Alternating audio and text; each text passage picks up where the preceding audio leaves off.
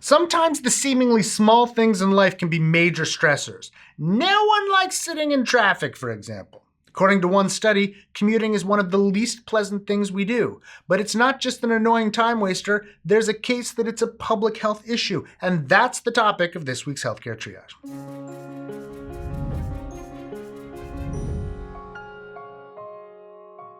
Special thanks to Austin Frack, from whose Upshot column this episode was adapted. According to analysis by the Texas A&M Transportation Institute, the average American commuter spends 42 hours per year stuck in rush hour traffic. In the Los Angeles area, the figure is nearly twice that, equivalent to more than 3 days. A 2015 Los Angeles Times poll found that among residents of that city, traffic concerns exceed those pertaining to personal safety, finances, or housing costs. The total cost of traffic associated with lost time and wasted fuel exceeds $100 billion with a B per year. As time slips away, idling vehicles add pollution, which has environmental and health consequences, including contributions to climate change. Long-term exposure to vehicle exhaust is associated with respiratory problems, especially in children. Another toll is to psychological well-being, stemming from the sense of helplessness we experience in traffic and its unpredictability. This, too, can be quantified. One study found that to save a minute of time spent in traffic, people would trade away 5 minutes of any other leisure activity. Another study found that we deal better with the commuting delays that we can anticipate. Stressed out people can take out their frustration on others. We've probably all experienced or seen road rage, but aggressive behavior can carry over beyond a commute. A recent analysis of Los Angeles traffic, published in the Journal of Public Economics, documented a link between congestion and domestic violence. From 2011 to 2015, the study found extreme evening traffic on 2 major highways, I-5 and I-10, increased the incidence of nighttime domestic violence by about 9%. What researchers meant by extreme traffic in their study is best explained with an example. The average evening commute along I-10 for residents of Santa Monica in their study was 45 minutes.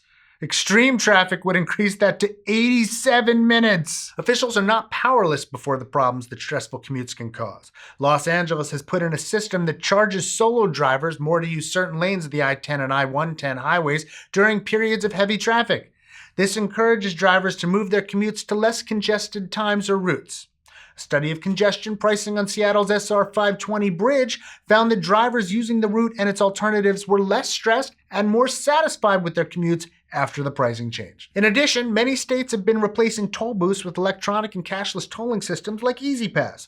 More employers are allowing people to work remotely. Troubled transit systems in some cities may be partly behind an increase in car ownership in those areas, but certain West Coast cities are making sweeping expansions of their public transit systems, and many cities are adding bike lanes. Those who can walk or bike to work tend to have a double advantage. Not only do they avoid the harmful consequences of traffic, but they can also improve their health through exercise. Younger people are more likely to prefer that style of commuting and are driving less than previous generations. There may be more good news in coming decades for those who loathe gridlock.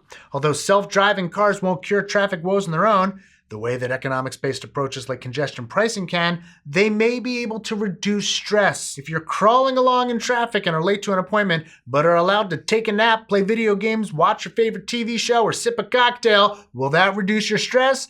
We don't know for sure, but we look forward to the studies on that. Hey, do you like the show? It really helps if you subscribe or like it wherever it is on the screen right now. And another good way to support the show is at patreon.com. Go to patreon.com/healthcaretriage. We'd especially like to thank our research associate Joe Sevitz and our Surgeon Admiral Sam. And if you want more content, go to our podcast. It's great. The Healthcare Triage Podcast, wherever you download podcasts or wherever they're available. And of course, my book, The Bad Food Bible, still on sale in stores. Appreciate it if you pick up a copy.